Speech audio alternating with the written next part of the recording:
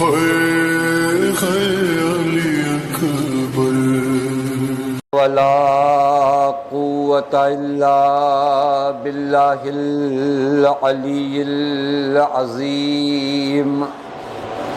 أعوذ بالله من الشيطان اللعين الرجيم بسم الله الرحمن الرحيم الحمد لله الذي علا في توحده ودنا في تفرده وجلا في سلطانه وعظما في أركانه وقهر جميع الخلق بقدرته وبرهانه ثم الصلاة والسلام على أشرف الأنبياء والمرسلين حبيب إله العالمين مولا ومولى الثقلين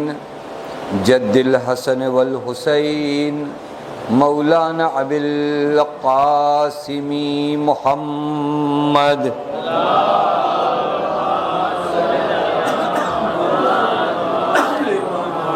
وعلى أهل بيته الطيبين الطاهرين المعصومين المظلومين المنتجبين لا سيما بقية الله في الأرضين واللعنة الدائمة الباقية العاجلة على أعدائهم ومنكري فضائلهم وغاصبي حقوقهم ومخربي شريعتهم أجمعين من الآن إلى يوم الدين أما بعد فقد قال الله الحكيم في محكم كتابه بسم الله الرحمن الرحيم يا أيها الذين آمنوا استجيبوا لله وللرسول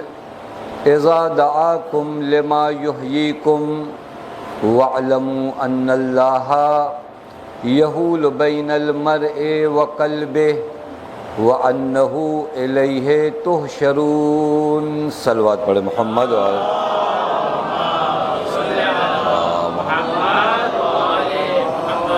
ایک مرتبہ سورہ حمد 3 مرتبہ سورہ توحید کی تلاوت فرما کے مرحوم سید حسن عباس ابن سید حسین مرحوم کی روح کو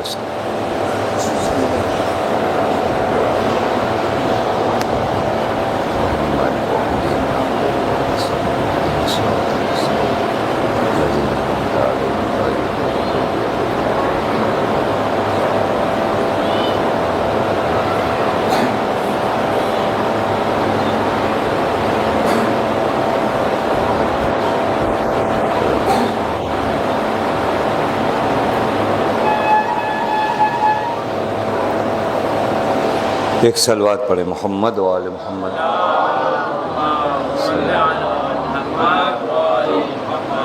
پروردگار عالم کا لاکھ لاکھ شکر ہے کہ اس معبود نے ہمیں اور آپ کو بارگاہ اہل بیت علیہم الصلاۃ والسلام میں حاضر ہونے کی توفیق عنایت فرمائی۔ مجلس ایصال ثواب ہے، آپ حضرات عبادت نماز جمعہ سے فارغ ہے، کافی دیر سے آپ حضرات مشغول عبادت ہیں، لہٰذا چند باتیں آپ کے حضور میں، چونکہ مجلس ایصال ثواب ہے، قرآن کریم کی جس آیہ کریمہ کو سرنامہ کلام قرار دیا، اس آیہ کریمہ میں ہم سب کو لبیک کہنے کا حکم دیا جا رہا ہے۔ یعنی اس دنیا میں ہم جب آئے ہیں تو ایک دعوت اللہ اور رسول کی جانب سے، ایک آواز خدا اور رسول کی جانب سے ہماری جانب آ رہی ہے، اور ایک آواز شیطان کی جانب سے آتی ہے، یعنی دعوت ہر دو طرف سے دی جاتی ہے۔ اب یہ طے زندگانی دنیا میں ہمیں کرنا ہوتا ہے کہ ہم خدا و رسول کی آواز کی جانب دوڑتے ہیں یا شیطان کی آواز کی جانب دوڑتے ہیں۔ اگر اللہ و رسول کی آواز کی جانب دوڑتے ہیں تو قرآن کہتا ہے یا ایھا الذین آمنوا استجیبوا للہ وللرسول اذا دعاکم لما یحییکم، اے صاحبان ایمان لبیک کہو جب خدا و رسول تمہیں بلائیں اس چیز کی جانب جس چیز میں تمہاری زندگی ہے، یعنی خدا و رسول تمہیں بلا رہے ہیں لما یحییکم، تاکہ تمہیں زندہ کر سکے۔ یہ عجیب قرآن کی واقعہ آیت ہے کہ تمہیں زندہ کرنے کے لیے خدا و رسول بلا رہے ہیں، یعنی یہ وہ دعوت ہے اور یہ وہ آواز ہے کہ جس آواز پر اگر تم نے لبیک کہا تو زندہ ہو، اور اگر اس آواز پر لبیک نہیں کہا تو سانس لینے کے بعد بھی مردہ ہو۔ بس ہماری زندگی اور موت کا ڈاکٹر جو فیصلہ کرتے ہیں وہ ہماری سانسوں کو دیکھ کر فیصلہ کرتے ہیں۔ سانسیں آئیں تو ڈاکٹر کہتا ہے زندہ ہے، سانسیں نہ آئیں تو ڈاکٹر کہتا ہے مردہ ہے۔ یہ تو میڈیکل کا فیصلہ ہوا زندہ اور مردہ ہونے کا، لیکن قرآن کا زندہ اور مردہ ہونے کا فیصلہ یہ ہے کہ اگر خدا اور رسول کی آواز کانوں تک آ رہی ہے تو زندہ ہو، اور اگر یہ آواز نہیں آ رہی ہے تو مردہ ہو۔ ایک صلوات پڑھے محمد و آل محمد۔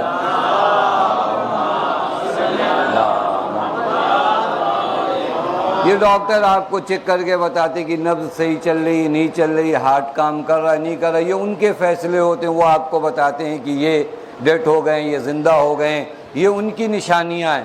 لیکن قرآن کی اپنی نشانیاں ہیں۔ قرآن کسی کو زندہ سمجھتا ہے، کسی کو مردہ سمجھتا ہے، اور وہ زندگی جو آپ کو ملتی ہے، روایت کہتی من جلسا مجلسا یحییٰ فیہ امرنا لم یمت قلبہ یوم تموت القلوب، کوئی اگر ایسی مجلس میں آئے جہاں ہمارے امر کو زندہ کیا جائے، جہاں ہماری باتیں بتائی جائیں، تو جس دن سارے دل مردہ ہو جائیں گے مجلسوں میں آنے والوں کے دل زندہ ہوں گے۔ بس عزیزو اگر غور کریے تو ہم پوری زندگی کی تلاش میں، یہ عجیب معاملہ ہے اگر اس پہ کشرہ پڑھا جائے کہ پوری زندگی ہم زندگی کی تلاش میں، چونکہ یہ جو زندگی ہے یہ زندگی ہماری انسانوں کی زندگی نہیں ہے۔ یہ زندگی پہ جو ناز کر رہے ہیں یہ زندگی کون سی زندگی جسے ہم زندگی سمجھیں؟ اگر ہم چکھ رہے ہیں کسی چیز کو، اگر ہم دیکھ رہے ہیں، اگر ہم سن رہے ہیں، اگر ہم سونگھ رہے ہیں، تو اس زندگی میں ہم اور حیوان کہاں فرق کرتے؟ حیوان ہم سے زیادہ دور کا دیکھتے ہیں، بعض حیوان ہم سے زیادہ دور کا سنتے ہیں، بعض حیوانوں کو اصلاً طوفان آنے والا ہو تو بعض حیوان اس جگہ کو چھوڑ دیتے ہیں، یعنی اتنا قوت حادثہ ان کا قوی ہوتا ہے کہ انسانوں کو پتہ نہیں چل پاتا کہ کون سا سانحہ رونما ہونے والا ہے۔ اللہ نے حیوان کو وہ حادثہ دیا ہے کہ کئی دنوں بعد ہونے والے واقعے کو حیوان سمجھ جاتا ہے اور اس جگہ کو چھوڑ دیتا ہے۔ اگر ان احساسات کا نام زندگی ہے کہ ہم دیکھتے ہیں، ہم سنتے ہیں، ہم کھاتے ہیں، تو اس میں کہیں زیادہ بعض حیوانات ہم سے آگے ہیں۔ تو یہ زندگی تو وہ زندگی نہیں ہے جس زندگی کے لیے ہمیں بھیجا ہے۔ یہ زندگی تو سرمایہ تھا کہ اسے تجارت دنیا میں لگاتے اور ایک نئی زندگی پاتے، جس زندگی کو قرآن حیات طیبہ کہتا ہے، جس زندگی کو قرآن حیات طیبہ کہتا ہے۔ یہ آپ کا سرمایہ ہے، اس زندگی کو متجر دنیا میں لگائیے تاکہ ایک نئی زندگی پائیے۔ اب آپ سے زیادہ ان چیزوں کو کون جانے جو مجلسوں میں رہتے ہیں۔ حسین نے لوگوں سے زندگی مانگی نہیں تھی، حسین نے بلایا تھا تاکہ زندگی دیں۔ توجہ فرما رہے ہیں نہیں؟ حسین نے بلایا تھا تاکہ زندگی دیں۔ کب حبیب کی زندگی ختم ہوئی؟ کب جناب حر کی زندگی ختم ہوئی؟ نہیں، جو اب تک زندگی تھی وہ ختم ہونے والی تھی۔ اب جب کربلا میں حسین نے بلا کر زندگی دیا تو نہ حبیب کی زندگی ختم ہوئی، نہ زہیر کی زندگی ختم ہوئی۔ اسی زندگی کی تلاش میں نکلنا ہے، یہی زندگی ہمیں چاہیے۔ پوری زندگی آدمی نہ جانے کہاں اپنی صرف کرتا ہے، لیکن اس زندگی کو نہیں ڈھونڈ پاتا جس زندگی کا نام قرآن کہہ رہا ہے یا ایھا الذین آمنوا استجیبوا للہ وللرسول اذا دعاکم لما یحییکم، اے صاحبان ایمان خدا اور رسول کی آواز پر لبیک کہو تاکہ وہ تمہیں زندہ کریں۔ ہم تو زندہ ہیں، کہ یہ زندگی کی باتیں نہیں ہوتی، ایک الگ زندگی خدا اور رسول کی دعوت میں تمہارے لیے مخفی ہیں۔ یہ زندگی بڑی معتبر کب تک لگتی معلوم ہے؟ جب تک اس زندگی کو نہ دیکھ لیا جائے۔ جب انسان اس زندگی کو دیکھتا ہے تو یہ زندگی زندگی نہیں نظر آتی، یہ زندگی موت نظر آتی ہے۔ شاید یہیں سے لوگوں کو سمجھ میں نہیں آتا کہ کربلا میں چراغ بجھنے کے بعد اصحاب حسین گئے کیوں نہیں؟ ارے جس کے سامنے وہ حقیقت زندگی نظر آ جائے اسے اس زندگی کی کوئی اہمیت نظر نہیں آتی، لہذا ہر کوئی تیار ہے۔ آئیے 13 رجب کل آنے والی ہے، اسی زندگی کی تلاش میں نکلیں، اپنے مولا کی بارگاہ میں آئیں اور علی کی ولایت میں۔ یاد رکھے گا وہ زندگی فقط آپ کو کہاں ملے گی؟ جب آپ امیر کائنات کی ولایت میں زندگی بسر کرو۔ چونکہ سال ثواب کی مجلس ہے میں بہت تیزی سے باتیں عرض کر رہا ہوں۔ علی سے محبت کرنا آسان ہے، علی کی ولایت میں رہنا سخت ہے۔ پتہ میں بات واضح کر سکا یا نہیں کر سکا؟ علی سے محبت کرنا آسان ہے، علی کی ولایت میں رہنا سخت ہے۔ یہ کیا ہو گیا علی کی محبت اور علی کی ولایت؟ علی کی ولایت آسان مرحلہ نہیں ہے، یعنی میں حکومت حضرت امیر میں رہوں، میرا بدن، میری خواہشیں، میری مرضی ویسی ہوں جو مولا چاہتے ہیں، اسی کو مولا کہتے ہیں۔ 4 مرتبہ مولا کا نام لینے سے کوئی مولائی نہیں ہوتا، مولا کی مرضی کے مطابق زندگی گزارنے سے مولائی بنتا ہے۔ ایک صلوات پڑھے محمد وآل محمد۔ ہم سمجھتے ہیں کہ 4 مرتبہ حضرت کا نعرہ، حضرت کے نام کا نعرہ لگایا تو ہم سے بڑا مولائی، یہ تو بہت آسان کام ہوا نا، پھر مولائی بننا تو بہت آسان ہے، جبکہ کائنات میں سب سے سخت کام مولائی بننا ہے اور سب سے بڑا درجہ مولائی کا۔ روایت میں حضرت امیر فرماتے ینظر اہل الجنہ الی منازل شیعتنا کما ینظر الانسان الی الکواکب، ہمارے شیعوں کا مقام جنت میں اتنا بلند ہوگا کہ جنت والے ہمارے شیعوں کے رتبے کو اس طرح دیکھیں گے جیسے زمین والے ستاروں کو دیکھتے ہیں۔ عام لوگوں کی بات ہی نہیں، جنت میں ان کا مرتبہ، ابھی آسمان پہ ستارے کتنی دور ہیں، توجہ فرما رہے ہیں، اس فاصلے پر خود جنت والے مولائیوں سے ہوں گے۔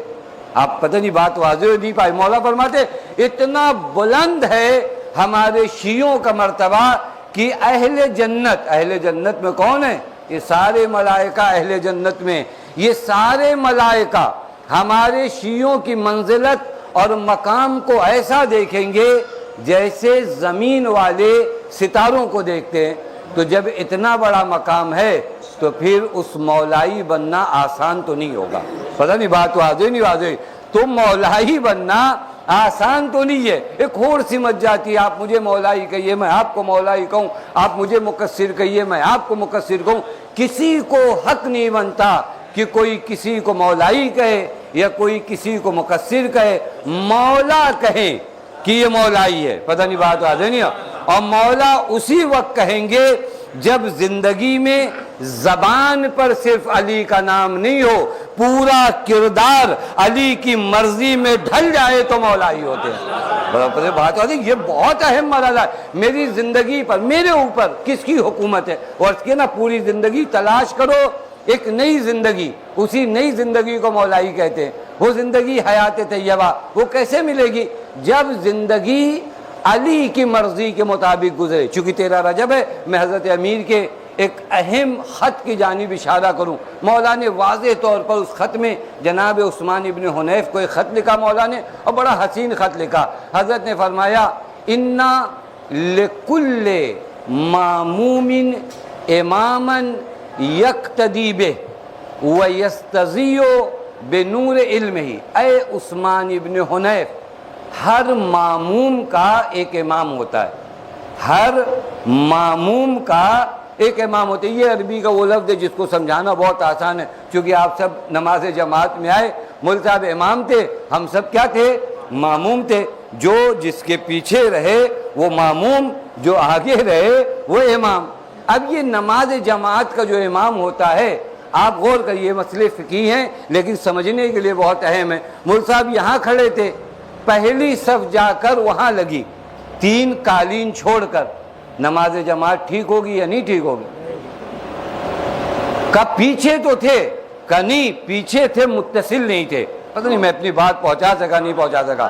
نماز جماعت میں امام جماعت یہاں کھڑا ہو، 2 صف چھوڑ کر خالی رکھ دیا ہوا آنے کے لیے، اور تیسری صف میں جا کر ہم لوگوں نے اللہ اکبر نہایت قرات کے ساتھ مولوی صاحب کے پیچھے کہا۔ کسی فقیہ سے پوچھئے کہ میری نماز جماعت ٹھیک ہے؟ کہا نہیں ٹھیک نہیں ہے۔ کہا کیوں ٹھیک نہیں ہے؟ کہا امام جماعت سے فاصلہ زیادہ تھا۔ کوئی بات واضح نہیں ہو سکیا۔ اگر ایک نماز میں امام جماعت سے فاصلہ زیادہ ہو جائے تو میری نماز ٹھیک نہیں ہوتی، علی سے اگر فاصلہ زیادہ ہو جائے تو ایمان صحیح نہیں ہوتا ہے۔ ایک صلوات پڑھے محمد و آل محمد۔ امام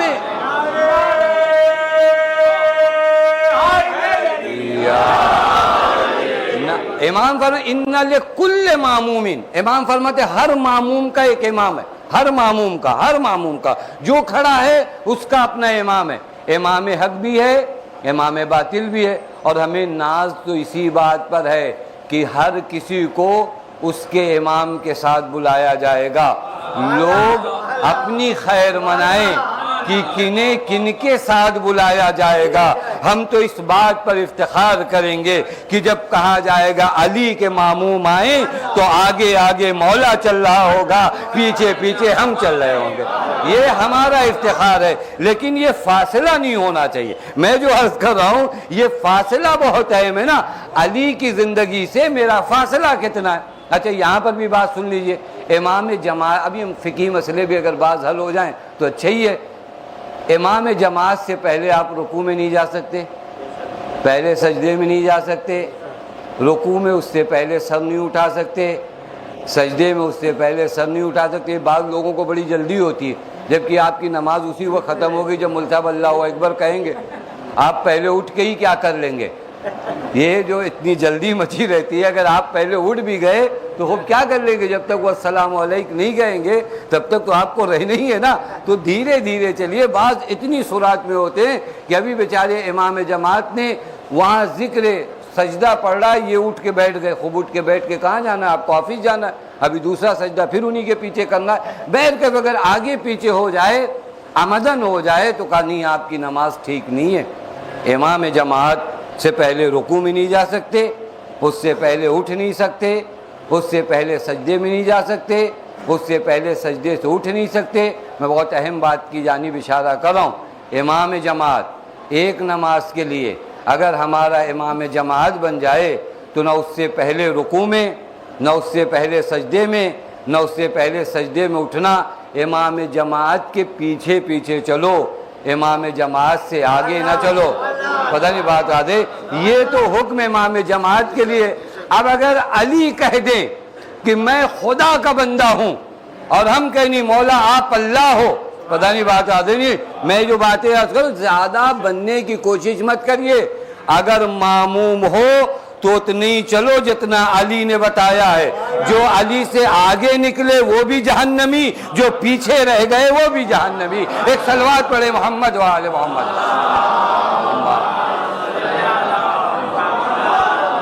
اگر علی کے تابع ہو اور اگر مولائی ہو تو علی کی اتباع کرو نا، علی کی پیروی کرو، جو وہ کہے۔ مولا کا فرماتے ان لکل ماموم اماما، ہر معموم کا امام ہوتا ہے۔ وَيَقْتَدِي بِهِ، اب اگر وہ معموم ہے، وہ معموم تو معموم ہو، وہ امام ہو تو یقتدی بہ، تو اس کی اقتداء کرو۔ وَيَسْتَزِيُّ بِنُورِ عِلْمِهِ، اور اسی کے نور علم کی روشنی میں چلو۔ دنیا کیا کہتی ہے، دنیا کون سا راستہ دکھاتی ہے، لوگ کہاں فائدہ دکھاتے ہیں، لوگ کہاں گھاٹا دکھاتے ہیں۔ اگر علی والے ہو تو زندگی کے فائدے نقصان علی سے سیکھو، دنیا سے مت سیکھو۔ پتہ نہیں بات آ نہیں آئی؟ اگر علی والے ہو تو دنیا کے فائدے نقصان علی سے سیکھو۔ مولا آپ بتائیے میری زندگی کے فائدے کہاں ہیں اور میری زندگی کے نقصان کہاں ہیں؟ دنیا کیا بتائے؟ میں یا تو طے کر لوں کہ میں علی سے اتباع نہیں کرتا، میرا امام علی نہیں ہے، تو الحمدللہ اس مجمع میں کوئی بھی یہ کہنے والا تو نہیں ملے گا کہ نہیں ہمارا امام علی نہیں۔ سب اس بات کو یقینی طور پر قبول کرتے ہیں کہ ہم سب کا امام علی ہے۔ اب اگر ہم سب کے امام مولا ہیں تو پھر ہمیں چلنا کہاں پر ہے؟ نور علم علی کے سائے میں چلنا ہے۔ دنیا کی جگمگاہٹ میں کھو مت جاؤ، جو راستہ علی دکھائے نا وہی راستہ ہے۔ نہیں اور آسان کروں، جو راستہ علی دکھائیں وہی صراط مستقیم ہے۔ جو راستہ علی سے ہٹ گیا وہ راستہ کتنا بھی دکھنے میں اچھا لگے وہ شیطان کا راستہ ہو سکتا ہے، خدا کا راستہ نہیں ہو سکتا۔ لہذا ایصال ثواب کی مجلس سے ایک روایت تبرکاً پڑھوں اور کبھی انشاءاللہ تفصیل کے ساتھ اس روایت کو بیان کروں گا، چونکہ ایصال ثواب کی مجلس ساری تمہید کس لیے تھی کہ زندگی ویسے گزارنا ہے جیسے مولا چاہتے۔ اب مولا کیسی زندگی چاہتے؟ ایک بڑی حسین روایت ہے، واقعاً بڑی حسین روایت ہے۔ حق نہیں بنتا تھا کہ اتنی تیزی سے اس روایت کو پڑھا جائے، لیکن میں روایت کو پڑھ دیتا ہوں، شاید کوئی غور کرے، چونکہ کل 13 رجب ہے۔ ہم سب کو علی کے نور علم کے سائے میں چلنا ہے، مولا کی ولایت کے سائے میں جی رہے ہیں، پوری زندگی حضرت کی ولایت میں گزرے، یہی سب سے بڑا شرف ہے، اس سے بڑا کائنات میں کوئی شرف نہیں۔ حضرت آپ کو کیا چاہتے ہیں اور کس طرح جینا حضرت پسند کرتے ہیں آپ کی نگاہوں میں ہو؟ ایک روایت بڑی حسین روایت، پیغمبر اکرم نے اس روایت کی تعلیم حضرت امیر کو دی۔ آپ سب جانتے ہیں کہ حضرت امیر سے زیادہ پیغمبر کا ادب کرنے والا کائنات میں کوئی اور نہیں تھا۔ توجہ فرما رہے ہیں، پیغمبر کا ادب علی کے علاوہ کون جان سکے کہ پیغمبر کس ہستی کا نام ہے، کس ذات کا نام ہے۔ لہذا پیغمبر کے حضور میں حضرت امیر کبھی گویا نہیں ہوتے تھے۔ آپ جا کر پوری تاریخ اٹھا کر دیکھیے، یہ تھوڑا بے ادبیاں علی والوں کے درمیان نہیں آنی چاہیے۔ علی نے پوری زندگی ادب سکھایا۔ وہ علی جو خالق نہج البلاغہ ہے، پوری زندگی میں مولا کی پیغمبر کی حیات میں ایک خطبہ لا کر بتائیے۔ ایسا تو نہیں کہ علی نے بعد میں بولنا سیکھا ہو۔ جب علی نے پیغمبر کی آغوش میں آنکھیں کھولی تو اس علی نے قرآن پڑھ کر سنایا، زبور پڑھ کے سنایا، انجیل سنایا، لیکن پوری زندگی میں نبی کے علی نے ایک خطبہ نہیں دیا۔ کیوں نہیں دیا؟ علم مولا کم تھا، فضل مولا کم تھا، ایسا تو ہو ہی نہیں سکتا نا۔ وہ تو وہاں سے علم سیکھ کر آئے تھے۔ یہ ادب تھا کہ حضور پیغمبر میں پیغمبر کی باتوں کو سنا جائے، بولا نہ جائے۔ یہ ادب آج ہمیں بھی سیکھنے کی ضرورت ہے، کہاں بولنا ہے، کہاں سیکھنا ہے۔ علی والوں کے اندر ادب بہت اہم چیز کا نام ہے۔ شاید آج یہ کوالٹی بھی ہمارے ہاں دھیرے دھیرے، نہیں صاحب اب ہم تو کسی کی سنتے نہیں، جو منہ میں آتا ہے بول دے۔ یہ جو منہ میں آتا ہے بول دیتے ہیں، یہ دوسروں کا نظریہ ہوگا، علی والوں کا یہ نظریہ نہیں ہے۔ علی کے در پہ سب سے پہلے ادب سکھایا جاتا ہے کہ رسول کے حضور میں ادب، ماں باپ کے حضور میں ادب، اولاد کے، یہ ساری وہ چیزیں۔ وہ روایت عجیب ہے، پیغمبر نے کہا یا علی، اے علی اگر آپ چاہو تو میں آپ کو، جو روایت کا جملہ ہے، 600,000 دینار، علی اگر آپ چاہو تو میں آپ کو 6 لاکھ دینار دوں۔ 6 لاکھ دینار کوئی معمولی رقم نہیں ہوتی ہے۔ 6 لاکھ دینار یعنی 6 لاکھ سونے کے سکے۔ کتنے؟ 6 لاکھ سونے کے سکے، 600,000 دینار۔ اور آج کے زمانے میں تو سونے کی اہمیت اور زیادہ آپ سمجھ سکتے ہیں۔ 600,000، 6 لاکھ سونے کے سکے دوں، و600,000 شاتن، اور 6 لاکھ تمہیں میں بکریاں دوں۔ 6 لاکھ سونے کے سکے اور 6 لاکھ بکریاں، یا اگر آپ چاہیں تو ان دو کے بدلے 600,000 کلمات، میں آپ کو 6 لاکھ حکمت کی باتیں بتاؤں۔ یعنی پیغمبر نے حضرت کو کہا چوز کریے کہ ایک طرف 6 لاکھ دینار، 6 لاکھ بکریاں، اور دوسری طرف 6 لاکھ باتیں میں آپ کو بتاؤں جو حکمت کی ہیں۔ اب آپ سب جانتے ہیں حضرت امیر کیا کہیں گے، فرمایا رسول اللہ وہ 6 لاکھ باتیں بتا دیجئے۔ یہ علی دنیا جس کی ٹھوکروں میں ہو وہ دنیا لے کر کیا کرے گا۔ آپ اپنی زبان سے وہ 6 لاکھ باتیں بتائیں۔ پیغمبر نے فرمایا یا علی ان 6 لاکھ باتوں کو میں 6 باتوں میں سمیٹ دوں گا۔ آپ غور کریے، جو حدیث میں آپ کی خدمت میں پڑھنے جا رہا ہوں اس کی ویلیویشن اگر آپ نکالنا چاہیں تو 6 لاکھ دینار ایک طرف۔ اچھا یہ بھی نہیں کہہ سکتے کہ کسی اناڑی نے انتخاب کیا ہے، یہ اس نے انتخاب کیا ہے جو زمین سے زیادہ آسمانوں کے حال جانتا ہو۔ پتہ نہیں بات آدھے کوئی اور ہو تو کہ نہیں انہوں نے نہیں سمجھا، بھیا ہم ہوتے اور شاید ہم لوگ جیسے اناڑی ہوتے تو کہتے یا رسول اللہ 6 لاکھ چھوڑیے 6,000 دیجئے، وہ بات رہنے دیجئے، کبھی اور بتائیے گا۔ تو جو فرمایا لیکن حضرت امیر جیسی ذات کنی یا رسول اللہ 6 لاکھ باتیں بتائیے۔ پیغمبر نے کہا علی میں ان 6 لاکھ باتوں کو 6 باتوں میں سمیٹ دوں گا۔ یہ فقط اسی گھرانے کا ہنر ہے جو کہا جاتا ہے سمندر کو کوزے میں سمیٹ دینا، یہ فقط رسول یا علی کر سکتے ہیں، ہر کسی کے بس کی بات نہیں ہے۔ کہ یا رسول اللہ وہ بتائیے، اب وہی زندگی ہے، ہم اس روایت میں آ کر چیک کر لیں کہ ہم مولا کے مطابق زندگی گزار رہے ہیں نہیں۔ وہ 6 باتیں کیا ہے؟ فرمائے یا علی اذا رأیت الناس، پہلی بات عرض کیا کہ اگر تفصیل سے پڑھا جائے تو 6 مجلسیں ہیں۔ یا علی اذا رأیت الناس، اے علی جب لوگوں کو دیکھنا یشتغلون بالفضائل فاشتغل انت بنفسک بالفرائض، اے علی جب دیکھنا کہ لوگ مستحبات کی جانب دوڑ رہے ہوں تو تم مستحب کی جانب نہ دوڑ کر واجب کو انجام دینا۔ یہ وہ اہم بات ہے جہاں غور کرنے کا مقام ہے۔ یعنی دنیا میں ہمارے یہاں کیا ہوتا ہے، ہم اہم مہم کو نہیں سمجھ پاتے۔ دیکھیں نماز شب پڑھنا بہت فضیلت کی بات ہے، لیکن اگر میں نماز شب پڑھوں اور صبح کی نماز قضا ہو جائے، اب غور کریے گا میں جو آپ کی خدمت میں عرض کر رہا ہوں، کسی کی مدد کرنا بہت اچھی بات ہے، لیکن مدد کرنے کے ساتھ اگر توہین ہو، آپ غور کریے بعض اوقات ہماری زندگی میں کیا آتا ہے معلوم ہے، مستحبات کو آگے کرتے ہیں، واجب پیچھے رہ جاتے ہیں۔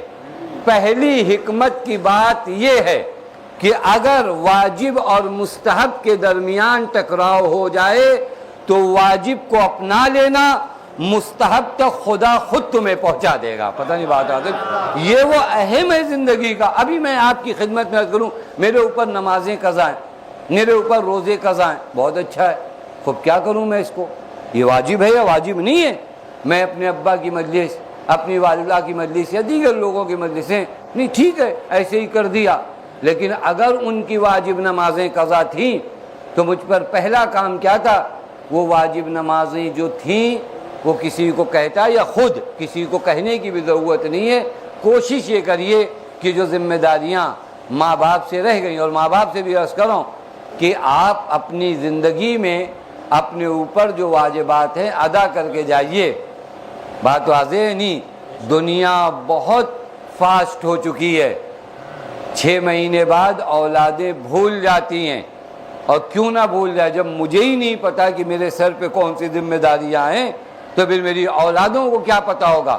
لہذا وہ بہت سے مستحب کام ہیں، کریے اسے، لیکن اگر واجب کام آپ کی زندگی میں ہے تو پہلے اس واجب کو ادا کریے پھر مستحب کو ادا کریے، یہ پہلی حکمت کی بات ہے۔ اب آپ چیک کر لیجیے ہماری زندگی میں واجب اور مستحب میں کتنا ٹکراؤ ہوتا ہے، کہاں کہاں واجب رہ جاتا ہے صرف مستحب کے لیے۔ مولا کو پہلا جملہ کیا فرما رہے ہیں پیغمبر، یا علی اذا رأیت الناس یشتغلون بالفضائل، اے علی اگر دیکھنا کہ لوگ فضائل یعنی وہی مستحبات یعنی نوافل، اگر لوگ مستحب کی جانب دوڑیں تو تم اپنے آپ کو واجب میں مصروف رکھنا۔ آپ چیک کرو، پھر ایک مثال دوں اور گزر جاؤں، کبھی دیکھنا کہ کسی رشتہ دار کے یہاں کسی فنکشن میں جانا ہے، اچھی چیز ہے، صلہ رحم ہے، مستحب ہے، جانا چاہیے، مومن کا دیدار ہوگا، پہچان ہوگی، ملاقات ہوگی، سب کچھ اپنی جگہ ہے، لیکن اگر ماں باپ ہاسپٹل میں مریض ہیں تو تمہارا اس شادی میں جانا مستحب ہے، باپ کے سرہانے کھڑا ہونا واجب ہے۔ تو فرما رہے ہیں یہ ان چیزوں کو اہمیت دیجئے، ان چیزوں کو بہت اہمیت دیجئے۔ بعض اوقات میں ایک مثال دوں تاکہ روز جمعہ ہے، امام زمان اجل اللہ تعالیٰ فرجہ الشریف کا بھی ذکر ہو جائے۔ صلی اللہ علیہ وسلم۔ ایک صاحب تھے نجف میں، مشہور تھا امام زمان کی ملاقات کے لیے. یہ آپ سب جانتے ہیں مسجد سہلہ، جو لوگ زیارتوں پہ گئے ہیں، مسجد سہلہ جو منسوب ہے حضرت سے، اور کافی علماء کو وہاں پر حضرت کی زیارت ہوئی ہے، اور اس کے اپنے خاص اعمال ہیں اور کئی مقامات ہیں. حتیٰ ہمارے یہاں روایات میں کہ حضرت کے ظہور کے بعد جو حضرت کا گھر قرار پائے گا وہ مسجد سہلہ ہے. وہ سب اپنی جگہ پر موجود ہے.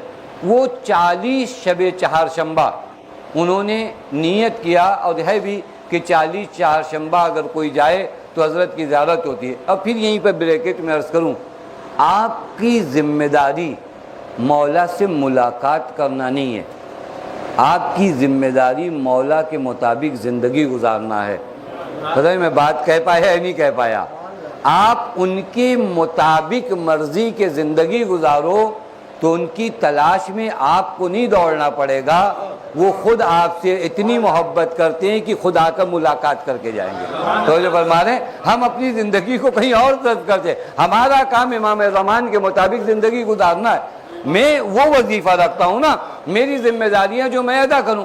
یہ تقریباً 36 یا 37 شب چہارشنبہ گئے. اس کے بعد ایک جگہ ملاقات ہوئی. اب حضرت سے جو ملاقات ہوتی، دوران ملاقات آدمی کو خبر نہیں ہو پاتی کہ کس سے ملاقات ہوئی. ان سے ایک ذات نے ملاقات کی اور کہا کہ یہ جو بار بار مسجد سہلہ آتے ہو نا امام زمان کی ملاقات کو، اچھی چیز ہے، لیکن جب بھی تم یہاں آتے ہو، چونکہ تمہارا ایک باپ ہے جو بیمار رہتا ہے، پورے ہفتے تم اپنے باپ کی تیمارداری کرتے ہو، لیکن آج جب تم یہاں آتے ہو تو اتنی دیر باپ کی خدمت سے محروم ہو جاتے ہو. حضرت فرماتے مجھے پسند نہیں ہے کہ تم باپ کو چھوڑ کر مجھ سے ملنے کے لیے آؤ. پتہ نہیں بات واضح ہی نہیں واضح. آپ غور کر رہے ہیں؟ میں نوجوان بچوں کو عرض کر رہا ہوں، ماں بیمار ہے، باپ بیمار، صاحب نہیں ہم سے جلوس نہیں چھوٹتا، چھوڑیے آپ. میں اس ممبر سے نہایت اعتماد کر، میں بغیر تکلف کی مجلسیں پڑھتا ہوں. آپ کی ماں بیمار ہے، آپ کا باپ بیمار ہے، آپ کے اوپر واجب ہے کہ اس کے پاس کھڑے رہو. وہ جلوس جو چھوٹا نا، حسین اس کریم کا نام ہے کہ اس جلوس کی ہزاروں برکتیں تمہارے گھر میں لا دے گا. توجہ فرما رہے، صرف اس لیے کہ تم وظیفہ شناس ہو. یہ بہت اہم مرحلہ ہے کہ اذا رأیت الناس، جب لوگوں کو دیکھنا کہ لوگ مستحبات میں ہوں تو تم اپنے واجب کو نہ چھوڑنا. یہ پہلی حکمت کی بات. دوسری بات، اذا رأیت الناس یشتغلون بعمل الدنیا فاشتغل انت بعمل الاخرہ. عجیب باتیں، خدا کی قسم اگر رک کر اس حدیث میں کبھی غور کیا جائے. اے علی، جب دیکھنا کہ لوگ دنیا بنانے میں لگے ہوئے ہوں تو تم آخرت بنانے میں اپنے آپ کو مصروف کر لینا. عجب مرحلہ ہے یہ. پیغمبر کے علاوہ یہ باتیں کون بتا سکتا ہے؟ جب دیکھنا کہ لوگوں کی مشغولیت، شغل کسے کہتے ہیں؟ کام کو فارسی میں شغل کہتے ہیں، عربی میں بھی شغل کہتے ہیں. شغل یعنی جو آپ کو مصروف کر لے. ہم جہاں کام کرنے جاتے ہیں وہ ہمارا مشغلہ ہوتا ہے، اور مشغلہ وہ ہے جو آپ کو بزی کر دے، صبح سے شام تک آفس. آپ کبھی غور کریے ہم کہاں مصروف ہیں. زندگی کب ختم ہو جاتی ہے معلوم نہیں. والموت یاتی بغتتاً، موت بہت الارم بجا کے نہیں آتی ہے. وہ الارم گھڑی میں لگاتے لگاتے لوگوں کو لگا کہ موت کا بھی کوئی الارم سیٹ ہے. ایسا کوئی سیٹ نہیں ہے. ایک بیگ یہ الارم بجتا ہے، حالانکہ کسی کو خبر نہیں کہ کیا ہونا ہے. یہ آپ کے موبائل کی طرح فکس نہیں ہے کہ آپ نے 4:30 بجے کا لگایا تو اس وقت بجے گا. نہیں، والموت یاتی بغتتاً، موت ناگہانی آتی ہے. آپ کبھی غور کریے کہ ہمارا ہم و غم، چونکہ آپ اہل لکھنؤ ہیں ان جملوں سے بہت، ہمارا ہم و غم کیا ہے؟ ہم و غم کسے کہتے ہیں؟ جو ہمہ وقت آپ کے ذہن کو مصروف کر رکھے. آج ہم لوگوں کی مصروفیت، ذہنی مصروفیت بھی، فزیکلی مصروفیت بھی کیا ہے؟ صبح اٹھنا ہے، جانا ہے، وہ والا فلیٹ لینا ہے، یہ والا نکالنا ہے، وہ والا وہ کرنا ہے، اگلی مرتبہ وہ لینا ہے، یہ لینا ہے. میں بالکل آپ سے نہیں کہہ رہا ہوں کہ آپ دنیا نہ چاہیے، دنیا کا ہونا ضروری ہے، لیکن اسیر دنیا ہونا غلامی ہے. پتہ نہیں بات آدھے نہیں. اتنا نہ ہو جائے کہ پورا ہم و غم، روز جمعہ بھی ہم کہیں کہ صاحب اتنی دیر اگر دکان بند کر دیں گے تو کتنے گاہک بھاگ جائیں گے. پتہ نہیں بات تو آتی نہیں ہے. یہ دنیا زدگی ہو گئی. دنیا ہے اپنی جگہ. آپ رزق حلال میں روایت میں کہ اگر کوئی اپنے اہل و عیال کے لیے, پھر میں عرض کر رہا ہوں اپنے نوجوان بچوں کے لیے, کہ عبادت کا نام صرف نماز نہیں ہے, روزہ نہیں ہے. جو اپنے گھر والوں کو عزت کی روٹی دینے کے لیے تم اپنا قدم رزق حلال کی تلاش میں نکالتے ہو, روایت کہتی ہے اس حالت میں اگر کسی کو موت آ جائے وہ شہید مرتا ہے. پتہ نہیں بات آتی ہے, وہ معمولی مرحلہ نہیں ہے, وہ بھی بہت اہم مرحلہ ہے. اور بعض اوقات آپ یہاں بہت مسجدوں اور امام بارگاہوں میں ٹائم پاس کرنے کی ضرورت نہیں ہے. آپ قرآن کو دیکھیے, سورہ جمعہ, آج روز جمعہ آپ نے پڑھا ہے, قرآن نے کہا کہ اذا قضیت الصلاۃ فانتشروا فی الارض, آؤ نماز میں آؤ, ضرور البیع, کام کاج چھوڑو, لیکن کتنی دیر تک؟ اب جمعہ کے بعد کچھ نہ کریں. نہیں, خود قرآن کہہ رہا ہے جب نماز تمام ہو جائے تو پھر کام پہ نکل جاؤ. مسلمانوں نے مطلب الگ سمجھ لیا کہ جیسے ہی جمعہ ہو تو کوئی کچھ کام مت کرو, اور جب جمعہ ختم ہو جائے تو موٹر سائیکل لے کر نکل جاؤ کہ اب اس کے بعد تمہیں کچھ نہیں کرنا. یہ تو قرآن نہیں کہتا فَإِذَا قُضِيَتِ الصَّلَاةُ فَانتَشِرُوا فِي الْأَرْضِ. اور واقعی یہاں تک ہم لوگ عمل کرتے ہیں. جیسے ہی جمعہ ختم ہوا ساری بائکیں محلے کی نکلتی ہیں, فَانتَشِرُوا فِي الْأَرْضِ, اور سب پوری زمین پہ پھیل جاتے ہیں. یہ پھیلنے کو کہاں کہا گیا ہے؟ یعنی جہاں کام چھوڑ کر آئے ہو, جمعہ کا مطلب چھٹی نہیں ہے. نماز پڑھو, دوبارہ رزق حلال کی تلاش میں نکل جاؤ. دین کاہلوں کا دین نہیں ہو سکتا. دین تو وہ ہے جو ہر لمحہ تمہارے سونے کو بھی بیکار نہیں جانے دیتا. کہتا ہے وضو کر کے سو تاکہ پوری رات عبادت کا ثواب ملے. یہاں جاگنے میں ہم اپنا ٹائم ویسٹ کر دیتے. دین کہتا ہے سوتے وقت بھی تمہارا ٹائم خراب نہیں ہو, وضو کر کے سو. کیوں کہا وضو کر کے سو؟ تاکہ جتنی دیر سو رہے ہو اتنی دیر تسبیح و تحلیل میں تمہاری زندگی بسر کرے. پس یا علی, جب دیکھنا لوگ دنیا بنانے میں لگے ہیں تو تم کیا کرو؟ آخرت سنوارو. کیونکہ دنیا کتنی بھی بڑی بن جائے نا تو دنیا ہے, دنیا ہے, اسے چھوڑ کر جانا ہے. یہاں رہنے ہی نہیں آئے تھے, یہ گزرگاہ تھا. اب یہ تعبیرات آپ لوگ تو اچھی طرح سمجھتے ہیں. گزرگاہ اور اقامت گاہ, اگر شاید لکھنؤ کا مجمع نہ ہوتا تو یہ جملے میں استعمال نہ کرتا. گزرگاہ اور اقامت گاہ. اب گزرگاہ کسے کہتے اور اقامت گاہ کسے کہتے؟ جہاں ٹھہرتے ہیں وہ اقامت گاہ ہے, جہاں سے گزر جاتے ہیں وہ گزرگاہ ہے. آپ نے کبھی کسی سے دیکھا کسی نے اپنی گلی میں اے سی لگوایا ہو, اپنی گلی میں پنکھا لگوایا ہو؟ کہا کیوں نہیں لگواتے, وہاں بھی تو گرمی لگتی ہے. کہاں وہاں رہتا کون ہے؟ گزرگاہ سے گزرے چلے آگے بڑھے. پتہ نہیں بات تو آدھی نہیں آدھی. گزرگاہ میں ٹھہرنا نہیں ہوتا. ذرا سے گرمی بھی لگے گی تو چلے گا, کیونکہ یہاں ٹھہرنا نہیں ہے. لیکن اقامت گاہ جب گھر آتا ہے تو سارے آرام کے سامان ڈھونڈتا ہے, کیونکہ یہاں سے گزرنا نہیں ہے, یہاں ٹھہرنا ہے.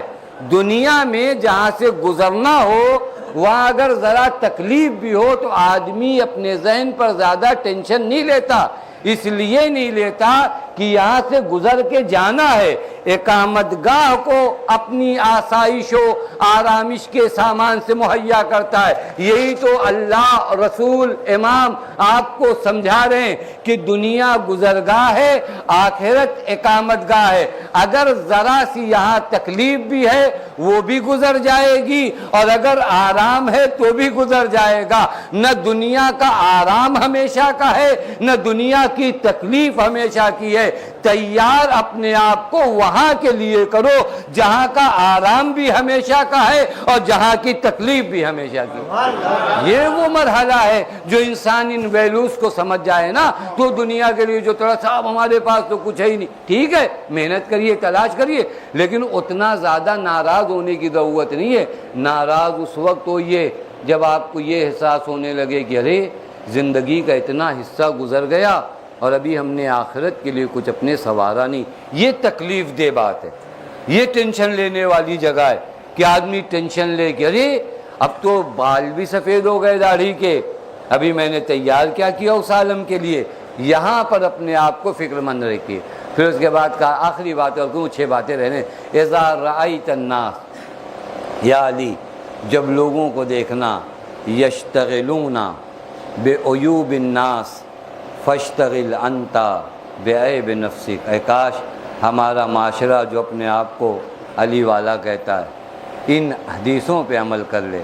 اے علی، جب لوگوں کو دیکھنا کہ لوگ دوسروں کے عیبوں میں اپنے آپ کو مشغول کر رکھے ہیں تو تم دوسروں کے عیب کی جانب نگاہ مت کرنا، تم اپنے عیب کی جانب نگاہ کرنا۔ یہ مولا سے مخاطب، مولا کے وجود میں کہاں عیب ہے؟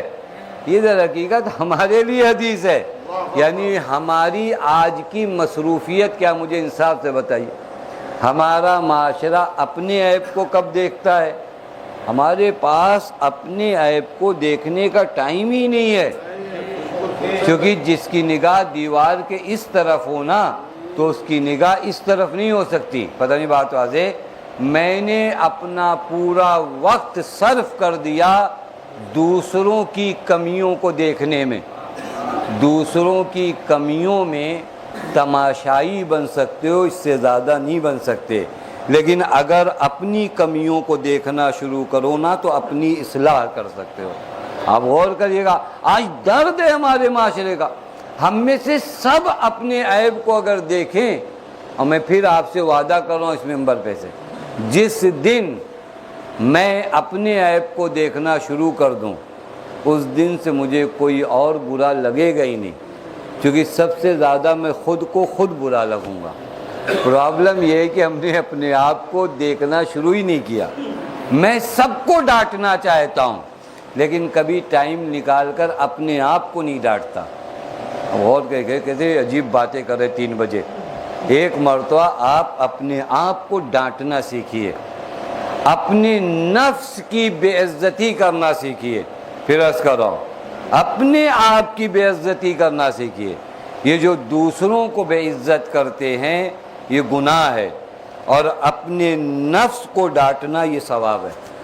یہ جملہ یاد رکھے گا، کبھی اگر انشاءاللہ وضاحت کر سکا کہ 100 سال کی عبادت جہاں تک آپ کو نہیں پہنچا سکتی، چند لمحوں کی ندامت آپ کو وہاں پہنچا سکتی ہے۔ 100 سال کی عبادت جہاں تک آپ کو نہیں پہنچا سکتی، چند لمحوں کی ندامت۔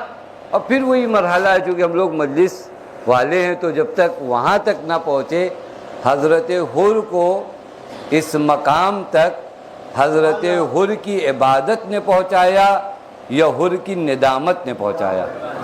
بات حر پہنچے کیسے اس مقام تک جہاں صدیاں لگ جائیں پہنچنے میں، نمازیں جہاں تک نہ پہنچا پائیں، میں بہت اعتماد کے ساتھ کہہ رہا ہوں، روزے جہاں تک نہ پہنچا پائیں، حج جہاں تک نہ پہنچا پائیں، وہاں چند لمحے کی ندامت لشکر یزید سے نکال کر حر کو حسین کے لشکر میں لے آتا ہے۔ یہ اتنی بڑی طاقت ہے، لیکن اس کے لیے کیا ہوگا؟ جب میں اپنے عیب کو دیکھنا شروع کروں، میں اپنے وجود میں، اور تلاش کریے، خدا کی قسم تلاش میں تکلفاً کہہ رہا ہوں، وگرنہ تلاش اسے کیا جاتا ہے جو نہ ملے۔ یا جس دن اپنے آپ پر نظر کروں گا نا پورا وجود عیب سے بھرا ملے گا، اور جس دن میں نے اپنے عیب کو دیکھنا شروع کیا، سماج میں پھر مجھ سے بڑا گنہگار کوئی مجھے نظر نہیں آئے گا۔ ابھی ہمارے سماج کی تکلیف یہ ہے کہ ہم ہمیشہ دوسروں کو دیکھتے ہیں تو خود معصوم بنے بیٹھے ہیں۔ علاج یہ نہیں ہے میرے دوستو، علاج یہی ہے کہ میں اپنے عیب کو دیکھوں، میں اپنے عیب کو دیکھوں کہ میرے اندر کتنے عیب ہیں، میرے اندر کتنی کمیاں ہیں، میرے اندر کتنے نقائص ہیں۔ خدا کی قسم میں آپ کی باتیں نہیں کر رہا ہوں، میں اپنے جیسوں کی باتیں کر رہا ہوں۔ اپنے عیب کو دیکھنا شروع کروں، میں زندگی کے لمحات شمار کرنا شروع کروں، میں دیکھوں کہ اللہ نے مجھے کتنی نعمتیں دی تھی، میں نے ان نعمتوں کا کیا کیا، اللہ نے مجھے کتنی دولت دی تھی، میں نے کیا کیا، اللہ نے مجھے کیا طاقت دیا تھا، میں نے اس کا کہاں استعمال کیا، اللہ نے کتنا اچھا بولنے کا انداز دیا تھا، میں نے اسے کہاں استعمال کیا، اللہ نے مجھے آنکھیں دی تھی، آنکھوں کا استعمال میں نے کہاں کیا، اللہ نے ذہن دیا تھا، دماغ دیا تھا، اس ذہن و دماغ کا میں نے استعمال کہاں کیا؟ یہ ایک دن بیٹھ کر اپنا حساب لے لیجئے، اپنا حساب خود کریے۔ خدا کی قسم مولا امیر فرماتے ہیں حاسبو قبل ان تحاسبو، اپنا حساب کر لو قبل اس کے کہ تمہارا حساب لیا جائے۔ علی کی کوئی بات غلط نہیں ہے، علی جو کہہ دے 1400 سال تک وہ بات اسی طرح چمکتی ہے۔ علی بتا رہے ہیں اپنا حساب کر لو۔ آپ دیکھیں کبھی آپ کو حساب دینا ہوتا ہے کہیں مسجد میں، امام باڑے میں، تو کیا کرتے ہیں؟ پوری رات بیٹھ کر حساب کرتے ہیں۔ کیوں حساب کرتے ہیں؟ کیونکہ کل آپ کو ٹرسٹی، صدر، سیکریٹری کے سامنے حساب دینا ہوتا ہے۔ کیوں رات میں بیٹھ کر حساب دے رہے ہیں؟ کب پہلے حساب کر لیں، کچھ کمی زیادتی ہوگی تو سمجھ جائیں۔ بس دنیا میں ایک معمولی حساب دینے کے لیے پوری رات بیٹھ کر حساب کرتے ہو، خدا کے حضور میں حساب کرنے جانا ہے تو اس سے پہلے ایک مرتبہ اپنی زندگی کا حساب کر لو۔ اور یہ حساب آسان ہے، حساب دینے سے پہلے اگر حساب کر لیا جائے تو کمی اور زیادتی کا پتہ چل جاتا ہے اور موقع رہتا ہے اس کو صحیح کرنے کا۔ یہی حال ہماری زندگی کا ہے۔ اگر ایک مرتبہ اپنا حساب کر لینا تو پتہ چل جائے گا کہ کیا رہ گیا ہے، کیا زیادہ ہے، ثواب رہ گیا ہے، گناہ زیادہ ہے۔ تو جب تک یہ آنکھیں بند نہیں ہوگی نا، تو اگر گناہ زیادہ ہے تو اللہ نے کہا میرا بندہ ہے، میرے پاس آئے گا میں معاف کر دوں گا۔ اللہ کہتا ہے میرا بندہ ہے، قضا نماز بھی پڑھے گا تو میں اس کی قضا کو قبول کر لوں گا۔ یہ خدا نے کب آپ کیا؟ خدا نے دروازہ بند کیا آپ کے لیے۔ یہ کبھی کبھار ہمارے جیسے لوگ ہوتے ہیں آ کر قوم کو مایوس کر دیتے، نہیں مایوس نہیں ہونا۔ میرے گناہ کتنے بھی زیادہ ہو جائیں میرے خدا کی غفاریت سے بڑھ کر نہیں ہے۔ میرے خدا نے بلایا ہے میں حساب کروں۔ حساب کریے ماہ رجب میں، اپنی زندگی کا حساب کریے۔ رجب کا وہ مہینہ ہے جہاں اللہ معاف کرنے کو تیار ہے، جہاں اللہ معاف کرنے کو تیار ہے۔ فرماتا ہے من سألنی آتیتہ، جو بھی مجھ سے سوال کرے گا میں عطا کروں گا۔ ومن دعانی اجبتہ، جو بھی مجھے پکارے گا میں اس کی آواز پر لبیک کہوں گا۔ انا جلیس من جالسنی، جو میرے پاس آئے گا میں اس کے پاس بیٹھ جاؤں گا۔ عجیب تعبیرات ہے۔ یہ رجب کا مہینہ ہے، ایک مرتبہ زندگی کا حساب کر لیجئے۔ آپ کی زندگی سے زیادہ کمیاں خود میری زندگی میں، خدا کے حضور میں جا کر ٹوٹ کر کہوں میرے اللہ، میرا تیرے خدا کوئی رب نہیں ہے، میرے اللہ میں تیرے در پہ نہ جاؤں تو کس کے در پہ جاؤں؟ تو نے مجھے بلایا ہے اسی مہینے میں جس امام کی ولادت ہے، جس کے صدقے میں تو نے پوری کائنات خلق کیا ہے، اس علی کے صدقے میں ہمارے گناہوں کو معاف کر دے۔ اس علی کے صدقے میں وہ واجبات جو رہ گئے ہیں میرے اللہ مجھے توفیق دے کہ ان واجبات کو میں ادا کر سکوں۔ یہ وہ مرحلہ ہے جو ایک مرتبہ حساب کریے، جو کہ اہل بیت نے اس زندگی کو پہنچانے کے لیے بڑی قربانیاں دی۔ بس عزیزو خدا کی قسم باپ اس دنیا سے چلا جائے، میں عرض نہیں کر پایا، وقت کم تھا، کہ باپ اگر اس دنیا سے چلا جائے تو بس اتنا سمجھ لینا ایک ایسی ذات تمہاری زندگی سے چلی گئی ہے جس کی دعا تمہارے حق میں نبی کے دعا کی طرح ہے، جس کی دعا تمہارے حق میں نبی کے دعا کی طرح ہے۔ یہ باپ، بوڑھے باپ بڑی زحمتیں کرتے ہیں۔ میرے نوجوان بچوں، دوستو، خدا کی قسم ان کے عزت نفس کو پامال نہ کرنا۔ یہ جوں جوں بوڑھے ہوتے جاتے ہیں ان کا دل کمزور ہوتا جاتا ہے، تمہاری تیز آواز سے ان کا دل ٹوٹ جاتا ہے۔ تم جب ان کے سامنے بدتمیزی کرتے ہو تو اس باپ کا دل ٹوٹ جاتا ہے، اور اگر باپ کا دل تم سے ٹوٹ گیا نا، میں اس منبر سے نہایت اعتماد کے ساتھ کہہ رہا ہوں تمہیں کوئی بچا نہیں سکتا ہے جہنم میں جانے سے، کوئی نہیں بچا سکتا، کیونکہ علی بچائیں گے اور علی کی کوئی اپنے باپ کا دل توڑ کر آئے۔ خدا کی قسم یہ باپ بڑی زحمتیں کرتا ہے۔ آپ شاید جب باپ بنتے ہو تو آپ کو پتہ ہے بہت سی جگہ پر اس باپ کی توہین ہوتی ہے، لیکن ان تمام توہین کو اس لیے برداشت کرتا ہے کہ میرے بچے بھوکے نہ رہ جائیں۔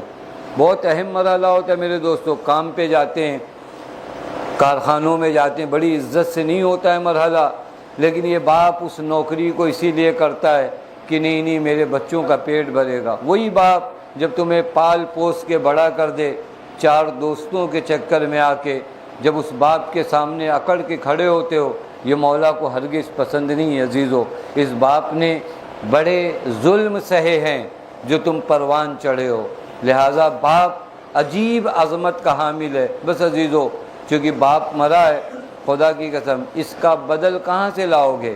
لیکن ہم اپنے باپ کے مرنے پر جب غم زدہ ہوتے ہیں نا تو اتنے مومنین پرسہ دینے آ جاتے ہیں، لیکن ہائے کربلا جب حسین کی شہادت واقع ہوئی، ہاں عزیزو ہمارے باپ کہاں اور سید سجاد کا باپ کہاں، ہمارے باپ کہاں اور سکینہ کا مظلوم باپ کہاں۔ عزیزو بڑا سخت ہو جاتا ہے ایک باپ کے لیے جب باپ اپنے پورے گھر کو دیکھے کہ نرغہ عادہ میں گھر چکا ہے اور وقت آخر آئے۔ میں نے روایت میں یہی دیکھا، جب جناب علی اصغر کو زیر لحد دفنا چکے تو ایک مرتبہ در خیمہ پہ آ کر کہتے زینب ام کلثوم تم سب پر حسین کا سلام ہو، اور سلام کرنے کے بعد بیویوں نے کہا نہیں مولا اس طرح نہیں جانے دیں گے، تھوڑی دیر کے لیے آ جائیے۔ اب جو مولا آئے ہیں بیویوں نے حلقہ بنا لیا، ہر بیوی مولا کو دیکھتی جا رہی تھی، مولا کس کے سہارے چھوڑے جا رہے ہیں؟ مولا کی نگاہیں فقط زینب کی جانب تھی۔ ایک مرتبہ اپنی بہن کو دیکھا جو بڑی بیتاب تھی، اے بہن آپ اس قدر کیوں بیتاب ہو؟ بھیا آپ جا رہے ہو، ارے زینب کیوں نہ بیتاب ہوگی؟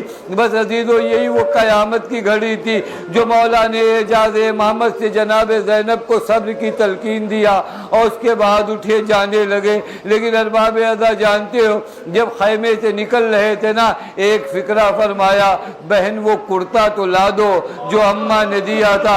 بس عزیزو یہ قیامت کی گھڑی تھی، وہ کرتا لایا گیا جو زہرا نے سلا تھا، حسین نے کرتا پہن لیا، اب تار تار کر رہے ہیں۔ اللہ اللہ، اے میرے مولا یہ پوشاک پارا پارا کیوں کر رہے ہیں؟ ایک مرتبہ زینب سے فرمایا، اے بہن مجھے پتا ہے، ارے میری شہادت کے بعد میرے بدن پہ کپڑے باقی نہ رہیں گے، میں اس کپڑے کو چاک چاک اس لیے کر رہا ہوں تاکہ میری شہادت کے بعد ان کپڑوں کو کوئی لوٹ کر نہ لے جائے۔ اللہ کون بتائے، اے میرے آقا، ارے آپ کا جسم اطہر تھا، ارے آپ کا جسم اطہر تیروں پہ معلق تھا۔ بس عزیزو آخری فکر عرض کروں، آئے خیمے کے باہر ذوالجناح پہ سوار ہوئے، اب جو چاہتے آگے بڑھے لیکن ذوالجناح آگے نہیں بڑھتا۔ اے ذوالجناح یہ آخری سواری ہے لیکن ذوالجناح بڑھنے کو تیار نہیں ہے۔ بس عزیزو اپنی بے زبانی میں ذوالجناح نے کہا، مولا ارے میں آگے کیسے بڑھوں، میرے قدموں کی جانب دیکھیے، آپ کی لاڈلی قدموں سے لپٹی ہے۔ بس عزیزو قیامت آ گئی۔ اب جو حسین نے دیکھا ایک 4 سالہ بچی، اے میرے بابا ارے نہ جائیے، اور اگر جانا ہو تو تھوڑی دیر کے لیے کم سے کم اپنے سینے پہ سلا لیجئے۔ بس عزیزو کربلا کا دشتہ حسین کا